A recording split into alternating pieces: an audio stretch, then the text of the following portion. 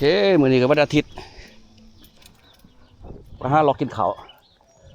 กินแถวใกล้ๆบ้านนี่แหละบ่เอารถไปย่างไปสบายดีพี่น้องเนี่ยเฮ้ยสบายดีโอเคย่างไปแถวบ้านนี่แหละในหมู่บ้านเฮานี่แหละหากินข้าวอยู่ข้างกำแพงหัวบ้านนี่ในหมู่บ้านมื้อนี้บ่ไปไกลมื้อนี้มีบุญปีใหม่ลาวเขาเฮ็ดอยู่วัดลาวก็ว่าสิพากันออกไปพุ่นแหละแต่ว่ามันร้อนหลายแดดหลายก็เลยว่าอีกอย่างหนึ่งกับพ่อกับแม่สิมาแวะกินข้าวอยู่เฮือนเนี่ยสิมาแวะหาอยู่เฮือนเนี่ยก็เลยตัดรายการตอนนั้นออกไปก็เลยบ่ได้ถ่ายว่าสิไปถ่ายวิดีโอให้พี่น้องได้เบิ่งว่าปีใหม่ลาวอยู่รัฐอาริโซนานี่เป็นแนวใดแต่ก็เคยถ่ายแต่ละปีก็เคยถ่ายกันลักษณะคล้ายๆอันเก่าหั่นแหละเก่าแล้วป้าโทษเขานี่ได้นี่เฮ้ยงามอยู่เลยเนาะเขาปลูกต้นนี่เนาะนี่ต้นไม้ต้นเจียไปเฮ็ดไปปลูกไม้ได้กิน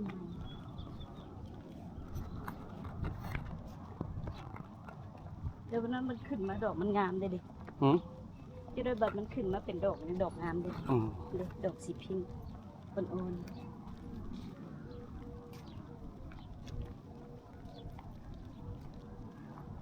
ดอกสีปิ่งไว้ใส่หลอกมาดีป่ะกำลังสีจูมดอกสีพิงค์นี่ป่ะกำลังจูมมันกำลังสีจูมกำลังสีบ้าน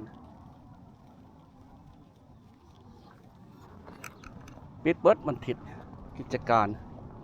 แต่กี้หันอยู่พูดหันเป็นหม้อได้หันเป็นเอาท์เล็ตขายเครื่องแบรนด์เลยแต่ดีๆเขาปิดโตลงแล้วก็ไปเป็นสางเก็บเครื่องป่ะเนี่ยเอาไปเอามาถือว่าหมู่บ้านเฮาอยู่นี่นะนี่ในกำแพงไปในเมืองเลยใจกลางในเมือง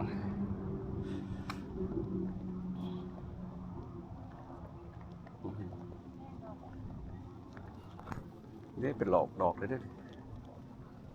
นี่ดอกดีเด้ออกกัน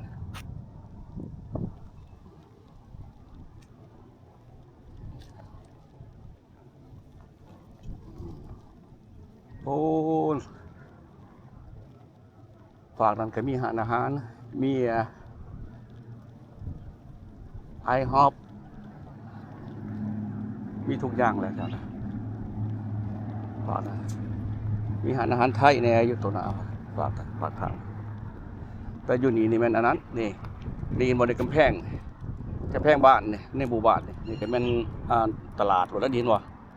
เรียอาหารอะไรนี่ของนี้ไม่ได้เนาะต้องได้พูดเราขับประเทศอันนี้เลยแม่นอันไชนาบัฟเฟ่สิบอกกินดอกไชนาบัฟเฟ่ว่ากินตลอดกินตลอดตาตีกันไปเข้าไปก็เฮ็ดโอเค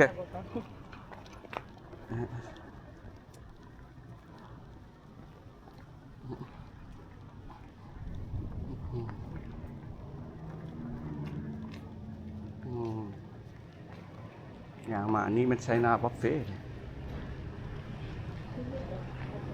เปิดดูเลยมีคนนั่งกินเลย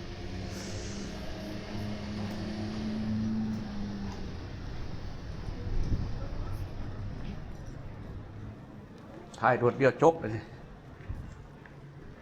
เอาสียางไปพุทธเขาบอกเขาดิสนาบัฟเฟ่นี่สนาบัฟเฟ่เขาบอกเขา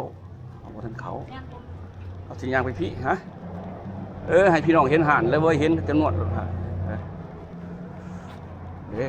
ไซนาซิตี้มันไซนาบัฟเฟ่ไซนาซิตี้ซูเปอร์บัฟเฟ่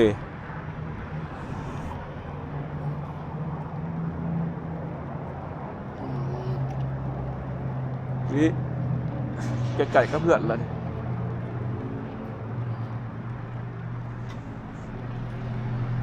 อันนี้มันห่านขายหัวอาหารขายสัตว์เลี้ยง The Pet Shop เป็นตลาดนะ แม่บ้านเพิ่นสิมานัดนั่นเด้นัดอันน่ะหานตัดผมเพิ่นนัดอันน่ะใส่สีผมเพิ่นนี่ห้านยังนี่ขายน้ำบักใหม่ปั่นขายเครื่องของหวานขายของหวานอยู่เด้ห้าน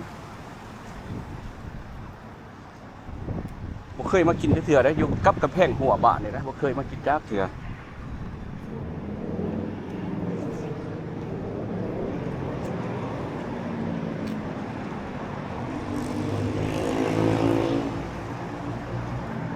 มันทิศเขาพักที่เนาะที่ว่าได้ยินมา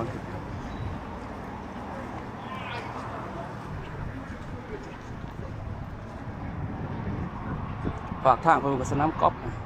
ฟของหมู่บ้านสนามกอล์ฟน้อยๆ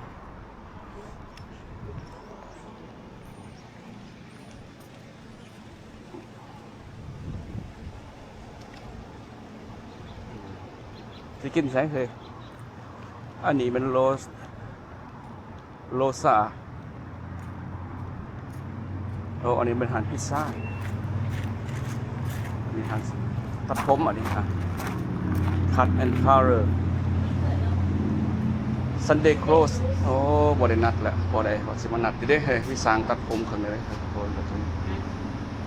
นี่มันหานอันนั้นหานที่ยังเดินทาโก้แล้วก็เปิดได้นี่ Tuesday Tuesday ฮะ Sweet taco จะกินดีบ่ Tuesday ใส่ Tuesday ใส่ Tuesday อันนั้นไม่เฉพาะอันนั้นเมนูนี้ นั่นแหละว่าสิกินมันอยู่เด้อล่ะ ตัวนี้มันเปิด Sunday to Thursday มีหานเฮ็ดเล็บหานเฮ็ดเล็บ หันเล็บมันนี่บอก จะอยากวะอยากลองวะ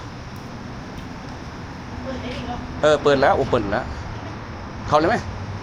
เข้าก่อนโอเคเอาเข้าเบิ่งก่อนเบิ่งก่อนเอาเขามาฮอดในละบาทนี่ให้ภรรยาไปสั่งออเดอร์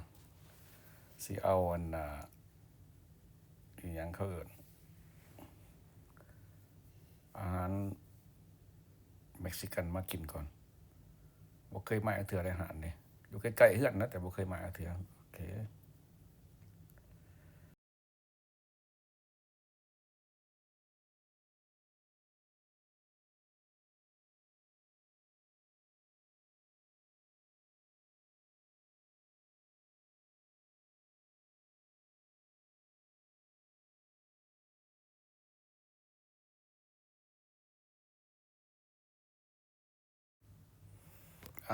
มาฮอดแล้วบาดนี้ทาโก้เพิ่นไปสั่งเอาทาโก้มากินมาลองกินทาโก้บีฟใส่สินงัวจะลองกินก่อน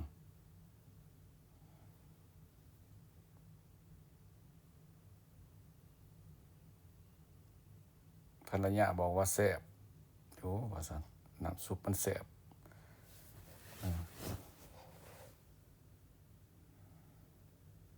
น้ำซุปแซ่บเพิ่นว่า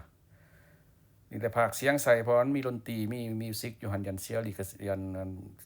ถึกลิขสิทธิ์เพิ่นโอเคใส่พี่น้องเบิ่งกินแซ่บอยู่แซ่บหลายแซ่บหลายแซ่บอยู่กำลังตั้งกล้องตั้งหยังเลย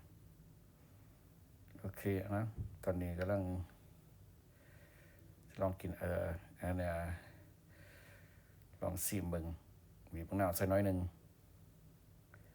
มะนาวใส่ก่อนแล้วก็ต้องชิมเบิ่งละบาดนี่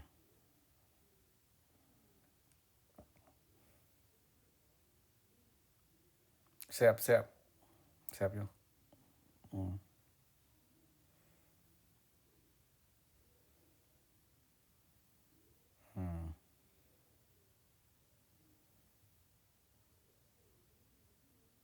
แซ่บ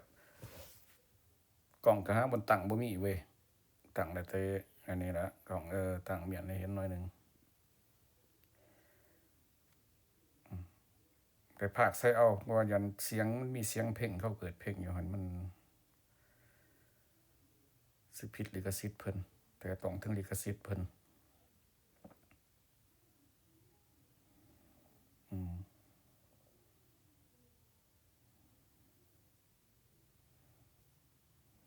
จะให้เบิ่งเมียกินก่อนเกร็ดแซ่บบ่แซ่บเพิ่นว่า